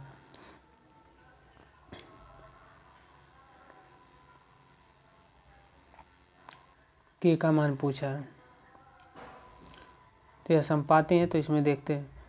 समीकरण 2x + 3y + 11 = 0 को समीकरण 1 मान लिए, 6x + ky + 33 को समीकरण 2 मान लिए। तो इसको घटाने के लिए जो है हम क्या करेंगे, समीकरण 1 में जो है 3 से गुणा करें। समीकरण 1 में 3 से गुणा करेंगे तो 3 दूनी 6x से अभी हो जाएगा, 3 तरीके 9y हो जाएगा, प्लस 11 33 हो जाएगा। घटाएंगे तो 6x से 6x कट जाएगा, 33 से 33 कट जाएगा, 9y - ky = 0 आ जाएगा। 9y - ky = 0 हो गए, तो यहाँ से k की वैल्यू 9 आ जाएगा। अगला प्रश्न देखते हैं। अगला प्रश्न है प्रश्न नंबर 70। प्रश्न नंबर 70 है, डैश ने 23 अगस्त 2018 को बांड आई नाम दुनिया के पहले ब्लॉकचेन बांड का जो शुभारंभ किया वह कौन थे, तो वह विश्व बैंक था। करंट का सवाल है, इसलिए करंट के सवाल को जल्दी जल्दी हम करते हैं। अगला प्रश्न है प्रश्न नंबर 71। प्रश्न नंबर 71 है, एक कंपनी नगद खरीद पर 5% की छूट प्रदान करती है और यदि एक बाइक का अंकित मूल्य 75,200 रुपये है तो कंपनी को दर्शन को कंपनी से नगद में बाइक खरीदने पर कितना भुगतान होगा। तो इसका हम सलूशन देखते हैं। इसमें दिया है कि दिया गया छूट बराबर 5% है। अंकित मूल्य जो है 75,200 दिया है, तो विक्रय मूल्य जो होगा 75,200 का 5% छूट पर बेचेगा, यानी कि 95/100, यानी कि जो इसका सही आंसर होगा वो होगा 71,440। अगला प्रश्न है प्रश्न नंबर 72। भारत में निम्नलिखित में से किस पहाड़ी को ब्लू माउंटेन के रूप में जाना जाता है, तो इसका जो सही आंसर होगा वो होगा नीलगिरी की पहाड़ियाँ। नीलगिरी की पहाड़ियों को जो है ब्लू माउंटेन के रूप में जाना जाता है। अगला प्रश्न है प्रश्न नंबर 73। वर्ष में राष्ट्रीयकरण के बाद इंपीरियल बैंक ऑफ इंडिया का नाम बदलकर भारतीय स्टेट बैंक कर दिया गया था। तो इसके ऑप्शन देखते हैं। इसके ऑप्शन है 1994, 1953, 1950, 1955। तो इसका सही आंसर होगा 1955 में जो है इंपीरियल बैंक ऑफ इंडिया कर दिया गया था। अगला प्रश्न है प्रश्न नंबर 74। प्रश्न नंबर 74 है, वह छोटी से छोटी संख्या ज्ञात करें जिससे 720 को गुणा करने पर गुणनफल एक पूर्ण वर्ग प्राप्त हो। छोटी से छोटी संख्या जिसको 720 से गुणा करने पर गुणनफल प्राप्त हो। तो 720 को हम देखते हैं। 720 का इसमें तो डायरेक्ट किया कि 720 गुणे 5 से गुणा करने पर 3600 आ गया। और उस तरह से अगर इसको पहले अगर हम गुणनखंड कर लेते हैं तो 12 गुणे 60 यह आ जाएगा। 12 का होता है 4×3 12 और यह 12 गुणे 60 यानी कि और कर लेते हैं 12 गुणे 5 या 720 का वैल्यू आ जाएगी। 720 को 12 गुणे 5 या 720 का है। तो यह 12 जो 12 गुणे 12 जो है एक पूर्ण वर्ग हो जाएगी। 5 अकेले बच जाए तो यानी कि इसमें 5 से गुणा करेंगे तो ये भी 5 गुणे 5 यानी कि पूर्ण वर्ग संख्या हो जाएगी। डायरेक्ट इस तरीके से भी कर सकते हैं। अगला प्रश्न है प्रश्न नंबर 75। प्रश्न नंबर 75 है, दिए गए विकल्पों की श्रृंखला का चयन करिए जो प्रश्नवाचक चीज इसके स्थान पर आएगी। तो इसका सिंपल तरीका है कि आप इस तरीके से चेक करिए। 290, 325, 362 दिया है तो देखिए इसमें अंतर कितना का है। तो 325 माइनस 290 वो आएगा 35। उसके बाद 362 माइनस 325 यह आएगा 37। अब इन दोनों में अंतर देखिए तो 35 और 37 में 2 का अंतर है। तो इसी प्रकार 37 + 2 39 आएगा। तो 39 जाएगा तो 362 में 39 जोड़ देंगे तो 401 आ जाएगा, आंसर हो जाएगा। अगला प्रश्न है प्रश्न नंबर 76। किस वर्ष में छत्तीसगढ़, उत्तराखंड और झारखंड राज्यों का गठन हुआ था। तो छत्तीसगढ़, उत्तराखंड और झारखंड राज्यों का गठन जो है वह सन 2000 में हुआ था, यानी कि ऑप्शन नंबर डी सही होगा। अगला प्रश्न है प्रश्न नंबर 77। कथन और निष्कर्ष का सवाल है। कथन है, कोई मोबाइल टेलीफोन नहीं है।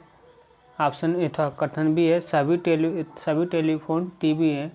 तो कथन है। निष्कर्ष है, कोई भी मोबाइल टीवी नहीं है। कथन 2 है, कुछ मोबाइल टीवी है। तो इसको देख लेते हैं। वेनारक में दिया गया कि कुछ जो सभी टेलीफोन है वह टीवी है, जबकि कोई भी मोबाइल टीवी या टेलीफोन नहीं है। तो इसमें जो ऑप्शन बी वह होगा वह सही होगा। ऑप्शन बी में दिया क्या है कि पहला वाला कथन सही होगा। इसमें जो दूसरा दिया है कुछ मोबाइल टीवी है, कुछ मोबाइल टीवी है। तो मोबाइल और टीवी का कोई रिलेशन नहीं है, इसलिए तर्क 2 जो है सही नहीं होगा। अगला प्रश्न है प्रश्न नंबर 78। प्रश्न नंबर 78 में दिया है यक्स का जो मान दिया है वह इस तरीके से तालिका में एफ का मान इस तरीके दिया है। अब पूछा है विचरण का जो है माध्य क्या होगा। तो विचरण का जो माध्य होगा डेल्टा fx बटे डेल्टा एफ, जो कि पहले ही प्रश्न या दूसरा प्रश्न में पूछा गया था, फिर से पूछा है। तो डेल्टा fx निकालने के लिए डेल्टा fx बराबर होगा 5 गुणे 4 + 6 गुणे 8 + 7 गुणे 14 + 8 गुणे 11 + 8 9 गुणे 3। तो डेल्टा fx निकालने के लिए आएगा 281। फिर डेल्टा f निकालेंगे तो वह डेल्टा f आ जाएगा 40। तो माध्य निकालना है तो 281 बटे 40 यानी कि 7.025 आंसर आ जाएगा। अगला प्रश्न है प्रश्न नंबर 79। राजकोषीय उत्तरदायित्व और बजट प्रबंधन अधिनियम FRBM में किस वर्ष में जो है पेश किया गया था। तो यह जो पेश किया गया था यह 2003 में किया गया, 2003 और 2004 के बीच में किया गया था। तो इसका जो आंसर है वह संस्था के द्वारा मतलब सरकार के द्वारा सही नहीं माना गया है, तो उसको स्टार कर दिया गया है। जो भी प्रश्न को उत्तर स्पष्ट नहीं होगा उसको गवर्नमेंट द्वारा नंबर दिए जाएंगे। अगला प्रश्न है, यदि अंकों समूह 395 और 720 का योग इतने को निरूपित करता है, उसी कूट भाषक रूप में 276 और 957 के योग को जो इतना दिखाया जाता है, तो उसी समूह के द्वारा 697 887 के योग को क्या दिखाया जाएगा। तो आइए देखते हैं किस प्रकार से किया गया है। 395 727। तो प्रश्न में दिया गया है कि 395 में 7 को योग करने पर इतना दर्शाया जा रहा है, और 2 7 6 में 9 5 7 को दर्शाने पर इतना दिखाया जा रहा है। तो उसी प्रकार पूछा है कि 6 8 9 में जब जो है 9 7 7 को जोड़ेंगे क्या आएगा, तो 14 15 16 आएगा। अगला प्रश्न है प्रश्न नंबर 81। मिट्टी का तेल लालटेन बत्ती में उनमें से किस गुण को जो कारण जो है ऊपर उठता है। मिट्टी का तेल जो है लालटेन में बत्ती में किस कारण के गुण के द्वारा ऊपर उठता है, तो जो वह गुण होता है उसको केशिकत्व कहते हैं, यानी कि ऑप्शन नंबर भी सही होगा। केशिकत्व के द्वारा जो है ऊपर की ओर उठता है। अगला प्रश्न है प्रश्न नंबर 82। रक्त जो है ऊतक का एक प्रकार का है, वह है संयोजी, यानी कि ऑप्शन नंबर सी सही होगा। संयोजी ऊतक जो है, रक्त जो है ऊतक एक प्रकार का संयोजी ऊतक है। प्रश्न नंबर 83। प्रश्न नंबर 83 है, दी गई 4 संख्याएं दी गई है, उनमें से 3 संख्याएं किसी प्रकार भिन्न एक का चयन करना है। तो प्रश्न पहली संख्या 72,900 यह एक पूर्ण संख्या है, और बाकी सभी संख्याएं जो है पूर्ण वर्ग संख्याएं नहीं है। 84 का प्रश्न नंबर 84 है, अर्थशास्त्र के संदर्भ में SLR का जो पूर्ण रूप है वह क्या होगा। तो SLR का जो पूरा रूप है वह होगा स्टैट्यूटरी लिक्विडिटी रेशियो। SLR का जो पूरा नाम होगा वह होगा स्टैट्यूटरी लिक्विडिटी रेशियो। अगला प्रश्न है प्रश्न नंबर 85। प्रश्न नंबर 85 है, यदि a की वैल्यू जो है √3 + 1/√3 - 1 और b की वैल्यू √3 - √3 + 1 दिया है, तो a² + b² - 4 की वैल्यू क्या होगी। पहले a² + b² की वैल्यू निकालना पड़ेगा। तो यहाँ से इसका सलूशन देख लीजिए। a² - b² a² + b² - 4 की वैल्यू चाहिए। तो a² की वैल्यू √3 + 1/√3 - 1 प्लस इतने की वैल्यू -4 किया है।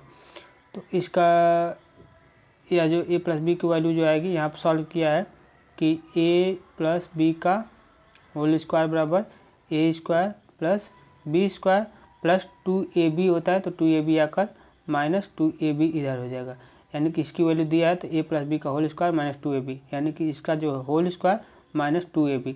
तो ab निकालने के लिए जो है इन दोनों को गुणा करेंगे तो √3 + 1 से √3 + 1 कट जाएगा, √3 + 1 से √3 + 1 कट जाएगा, और √3 - 1 से √3 - 1 करेंगे कि 2 बचेगा। तो इसका होल स्क्वायर -2 -4 पहले से तो -6 हो जाएगा।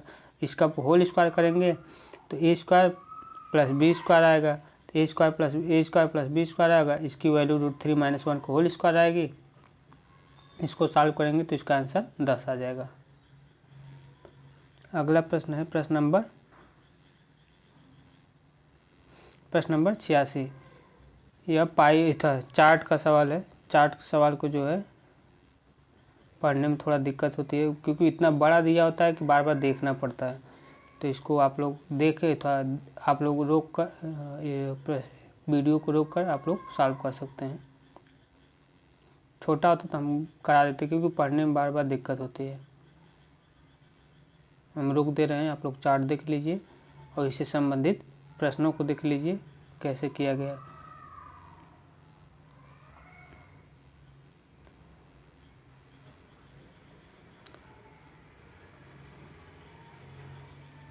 देख लीजिए प्रश्न नंबर 89 है, ये भी चार्ट का है, आप लोग देख लीजिए।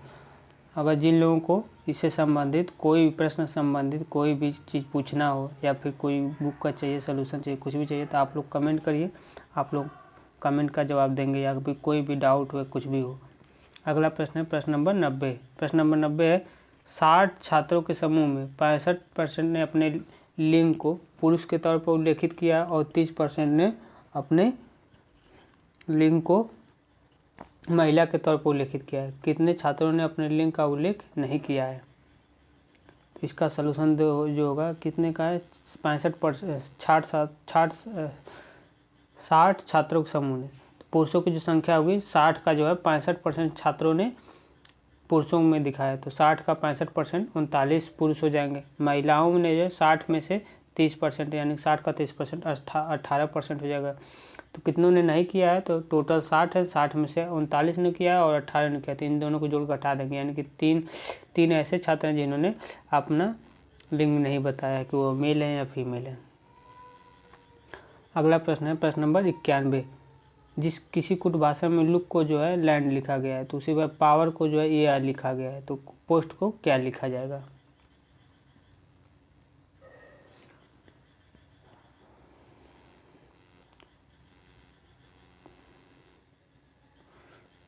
तो इसको देखते हैं।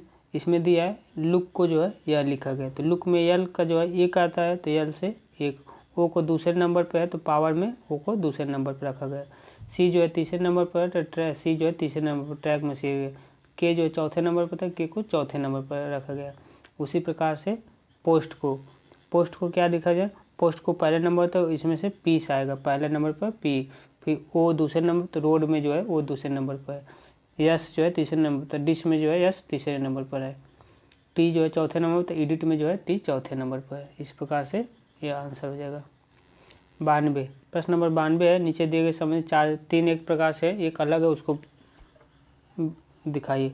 तो विशेषण, संज्ञा, क्रिया, यह सभी एक तरीके से संबंधित है और डी जो है वाक्य, यह अलग है क्योंकि यह जो है वाक्य के भेद हैं और यह अकेला ही वाक्य है।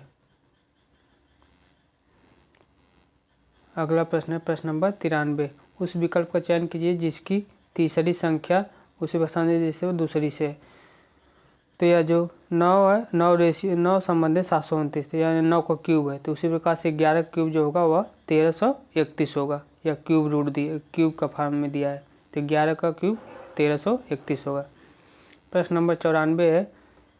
निम्नलिखित में से उस अक्षर को पहचानें जो JKL से उसी प्रकार कितनी बार आता है जिसके में यन नहीं आता है।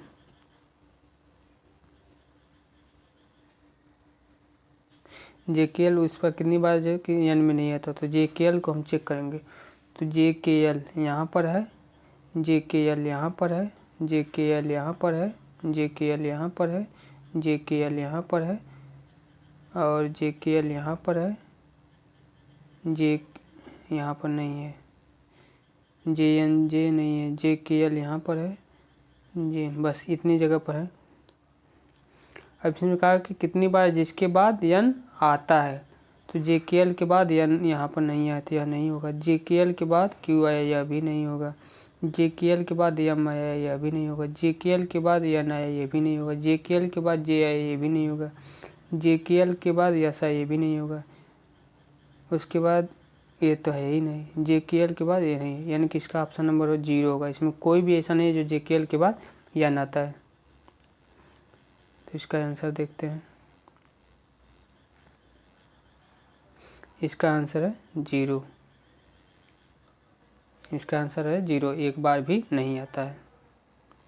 अगला प्रश्न है प्रश्न जो कथन और निष्कर्ष का है।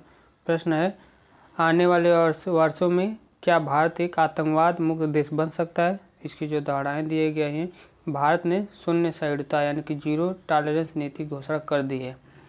ऑप्शन बी है भारत के सुरक्षा संस्थान सभी क्षेत्रों में कड़ी मेहनत कर रहे हैं। तो इसका जो ऑप्शन ये होगा सही होगा, यानी कि कथन, दोनों कथन और दोनों निष्कर्ष सही हैं। अगला प्रश्न है प्रश्न नंबर 96। प्रश्न नंबर 96 दिया गया फुटबॉल है या क्रिकेट है या बास्केटबॉल है।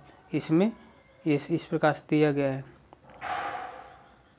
इसमें पूछा है 50 खिलाड़ी फुटबॉल खेलते हैं, 50 खिलाड़ी फुटबॉल खेलते हैं, 40 खिलाड़ी क्रिकेट खेलते हैं, 30 खिलाड़ी बास्केटबॉल खेलते हैं।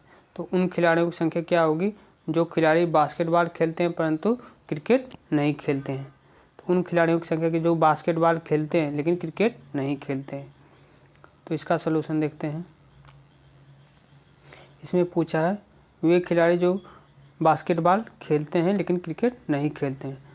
तो टोटल कितने बास्केटबॉल खेलते हैं, तो टोटल बास्केटबॉल खेलते हैं 30 खेलते हैं। तो उसमें पूछा कितने हैं जो बास्केटबॉल खेलते हैं लेकिन क्रिकेट नहीं खेलते हैं। तो क्रिकेट नहीं खेलने वालों में जो है 9 और 5 ये दोनों खेलते हैं, तो इनको घटा देंगे 9 और 5 को, तो आंसर आ जाएगा 16। अगला प्रश्न है प्रश्न नंबर 97। किसी भाषा में यश को 435 लिखा गया है, टॉप को 709 लिखा है, उसी भाषा में पोस्ट को क्या लिखा जाएगा? तो यस को 435 लिखा गया है।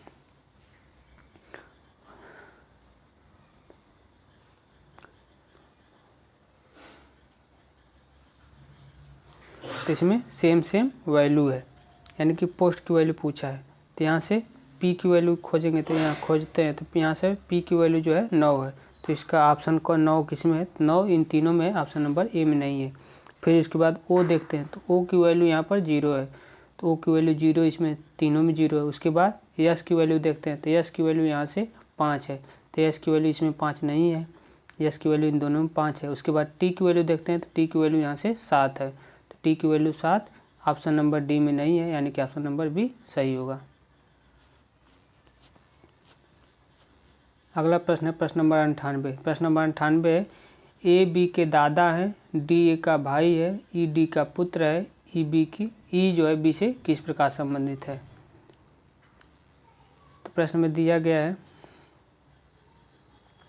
ए डी का भाई है, डी जो है ए डी का भाई है, ई डी का पुत्र है, ए जो है बी का दादा है, तो बी और ई का जो संबंध होगा वह चाचा से संबंधित होगा। अगला प्रश्न है प्रश्न नंबर 99, उस विकल्प को चयन करें जो तीनों संबंधित एक अलग प्रकार से संबंधित है। तो इसमें दिया है भारत और चीता, तो नेपाल।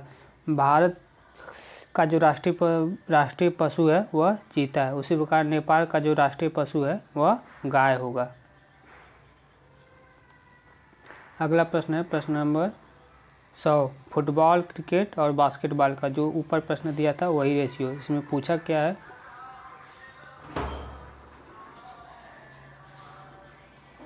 प्रश्न है कि ऐसे खिलाड़ी बताइए जो खिलाड़ी फुटबॉल या क्रिकेट खेलते हैं परंतु बास्केटबॉल नहीं खेलते हैं। ऐसे खिलाड़ी जो फुटबॉल और क्रिकेट खेलते हैं लेकिन क्रिकेट नहीं खेलते हैं। केवल फुटबॉल और क्रिकेट खेलने वाले छात्र, केवल फुटबॉल और क्रिकेट खेलने वाले छात्र। तो फुटबॉल और क्रिकेट खेलने वाले की संख्या 24 और 12, ये दो ऐसे खिलाड़ी हैं जो केवल फुटबॉल और क्रिकेट खेलते हैं लेकिन बास्केटबॉल नहीं खेलते हैं। ऐसे फुटबॉल या क्रिकेट खिलाड़ी जो खेलते हैं तो इसमें ये जो पूरा वाला है पोर्शन यह आएगा, लेकिन इसमें से कहा है वह जो बास्केटबॉल नहीं खेलते हैं, तो बास्केटबॉल नहीं खेलते हैं तो वह 9 वाला होगा, तो यानी कि इसको जोड़ लेंगे तो आंसर 50 आ जाएगा। तो यहीं पर प्रश्न सॉल्व हो जाता है। आई होप आप सभी लोगों को हमारा क्लास पसंद आया होगा। पसंद आया हो तो लाइक करें, सब्सक्राइब करें, और अगर क्लास से संबंधित कोई भी सवाल हो, डाउट हो, या फिर आप हमसे कुछ पूछना चाहते हो या बात करना चाहते हो तो प्लीज़ कमेंट करिए। आप सभी लोगों को कमेंट का जवाब मिलेगा। इसी तरीके से डेली सीरीज होती रहेगी। जय हिंद, जय भारत।